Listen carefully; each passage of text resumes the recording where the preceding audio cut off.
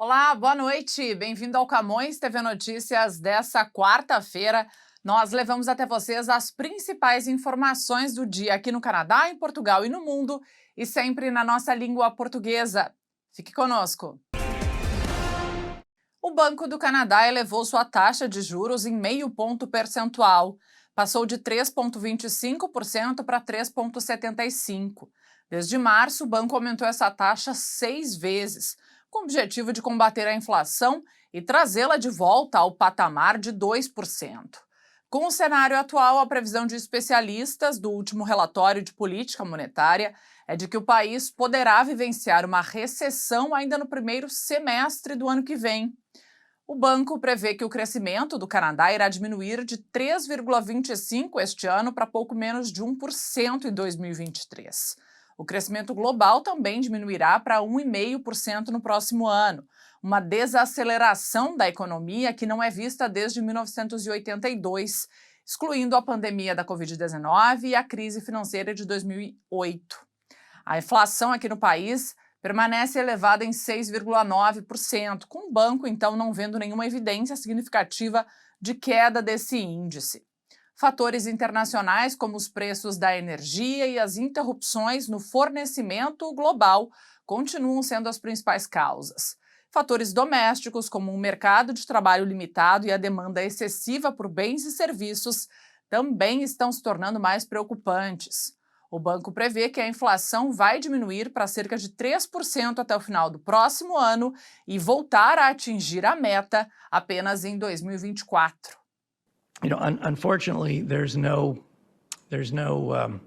easy out to restoring price stability. We actually need a period of slower growth to let supply catch up and relieve those price pressures. As we get through that period of slower growth, growth's going to pick up, economy is going to grow solidly, and we're going to have low inflation. So Canadians are not going to have to cope with the anxiety of high inflation. Os imigrantes constituem quase um quarto de todos os moradores no Canadá, e a projeção é de que representem 1/3 dos habitantes daqui do país até 2041. Foi isso que apontou a última divulgação de dados do censo de 2021. A imigração representa agora a maior parcela de população desde a Confederação, com mais de 8,3 milhões de pessoas no país que foram ou ainda são imigrante ou residente permanente. As estatísticas mostram que, nesse país, a imigração é o principal motor do crescimento da população, em parte devido ao envelhecimento e também às baixas taxas de fertilidade. Os imigrantes constituíram 4/5 do crescimento da força de trabalho de 2016 até 2021. Houve também uma mudança na origem das pessoas que se mudam para cá.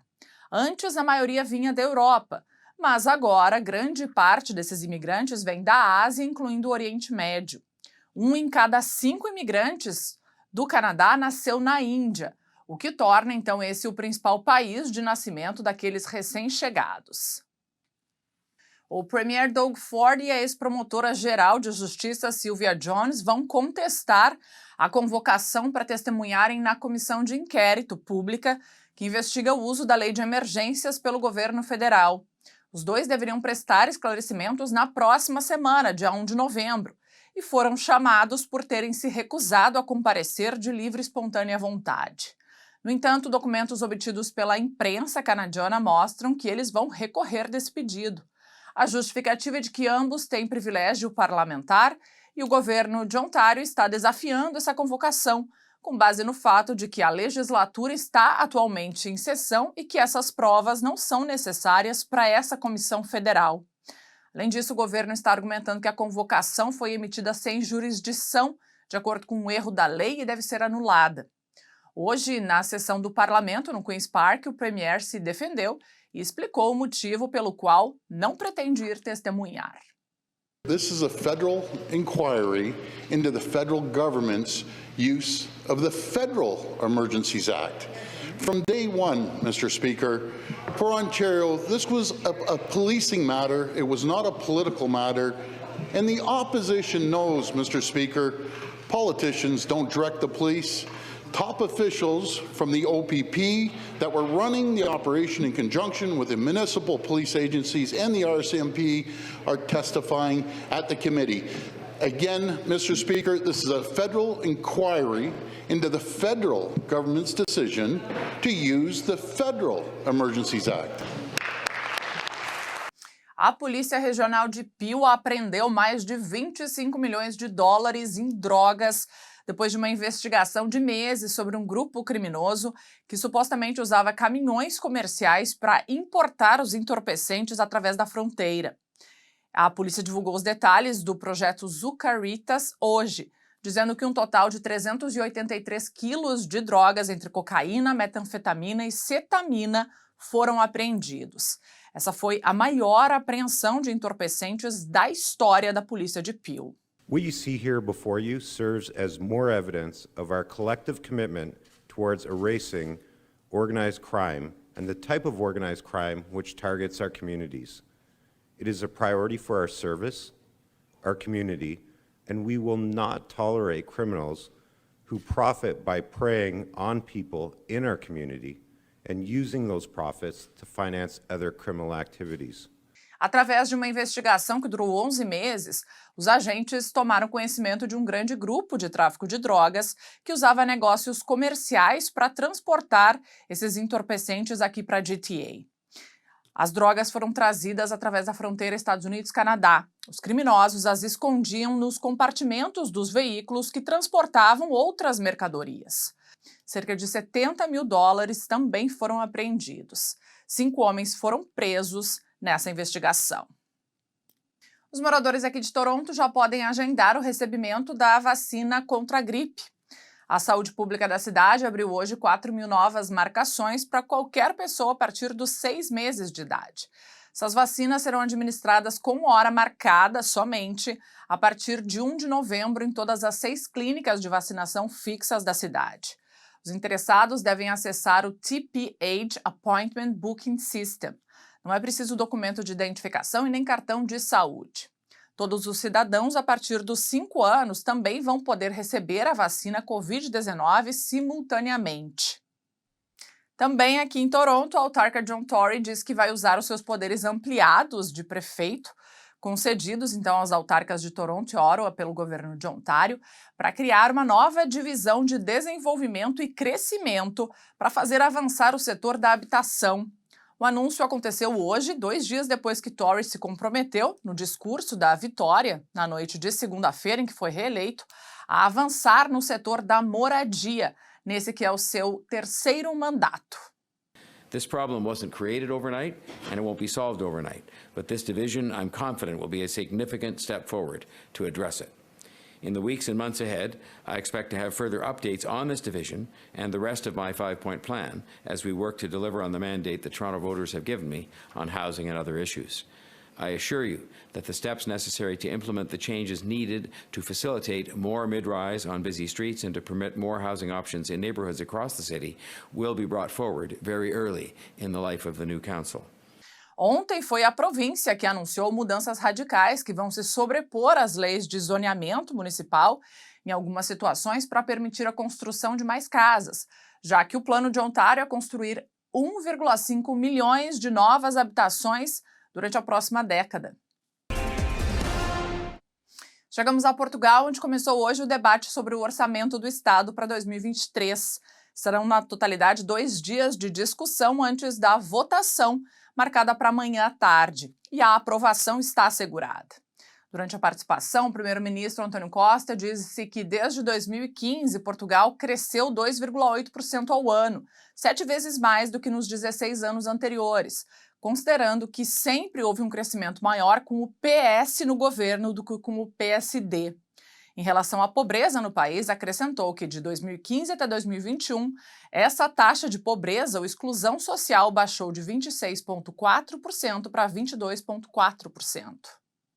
Criar uma legislação que garanta condições de trabalho adaptadas às limitações das doentes de câncer de mama é uma das sugestões apontadas por uma investigação do Instituto de Ciências da Saúde da Católica.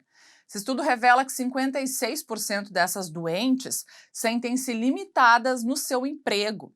Em Portugal não existe uma legislação específica que proteja essas mulheres durante o período laboral. No país são diagnosticados cerca de 6.000 novos casos de câncer de mama por ano e morrem aproximadamente 1.500 mulheres durante a batalha contra essa doença. A sustentabilidade no turismo é um caminho incontornável e um pouco por todo o país as unidades hoteleiras têm vindo a adotar políticas mais eficientes. Os apoios públicos são fundamentais para que esse processo se acelere, mas sem a vontade também de empresários e turistas, o financiamento do Estado não será suficiente para alcançar as metas definidas pela ONU. É o que acredita a secretária de Estado do Turismo portuguesa, Rita Marques. O presidente da Fundação Inatel considera que as empresas não podem passar apenas essa responsabilidade para o cliente. Eles dois estiveram presentes hoje num debate sobre o turismo sustentável na segunda conferência dos Diálogos de Sustentabilidade, uma parceria entre a Global Media Group e a Fundação Inatel. Hoje o acesso à internet foi bloqueado por razões de segurança numa província iraniana do Kurdistão, onde nasceu Mahsa Amini, no dia em que se assinala o fim do luto tradicional de 40 dias, segundo avançou a imprensa local. O Irã tem sido abalado por protestos desde que a jovem curda iraniana morreu em setembro, 3 dias depois de ter sido detida em Teherã pela chamada Polícia dos Costumes, que a acusou de usar de maneira errada o véu em público. Desde então, dezenas de pessoas, em especial manifestantes e alguns membros das forças de segurança, foram mortas durante as manifestações, descritas como motins pelas autoridades, e centenas de pessoas, incluindo muitas mulheres, também foram detidas. O presidente russo Vladimir Putin insistiu hoje que a Ucrânia planeja utilizar uma bomba suja com elementos radioativos e adquirir armas nucleares, acusações que foram desmentidas pelo lado de Kiev. Putin disse também que o Ocidente continua fornecendo armas à Ucrânia e ignora as declarações de Kiev sobre sua intenção de adquirir uma arma nuclear. Segundo ele, a Ucrânia perdeu a sua soberania de fato e é governada diretamente pelos Estados Unidos, que a utilizam como uma marionete contra a Rússia. E a comunidade britânica já reagiu à chegada do novo primeiro-ministro, Rishi Sunak, a Downing Street. Alguns não acreditam que ele seja capaz de levantar o país da grave crise econômica que enfrenta. He's going to have a very busy inbox. There's lots of things to sort out. The economy being the main thing. I think he's got a very difficult job. He's got 2 years to turn it round. I don't think he can do it.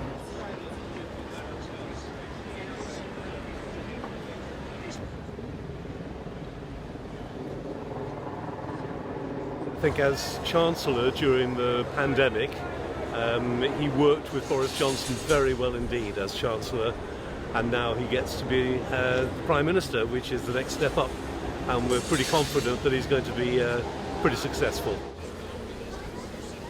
11:15, folks.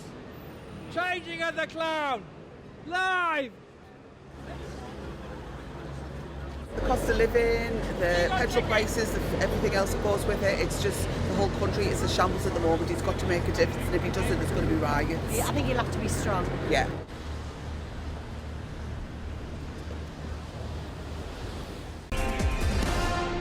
Cerca de 2.000 torcedores foram até Bruges, na Bélgica, para apoiar o Porto na penúltima jornada da fase de grupos da Liga dos Campeões.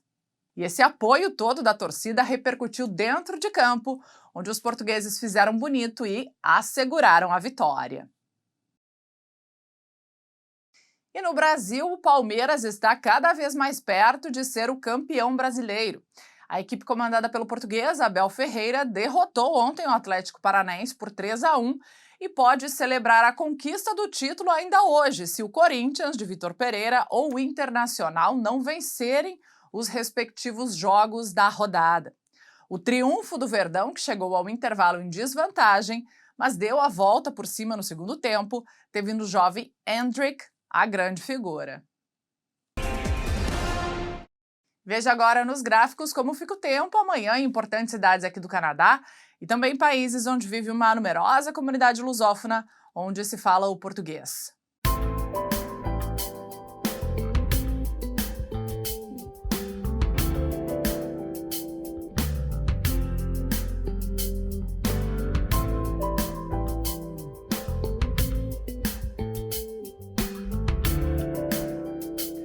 A edição de hoje fica por aqui. A gente volta a se ver amanhã a partir das 7 horas da noite com as principais informações do dia, sempre na língua portuguesa. Até lá, boa noite!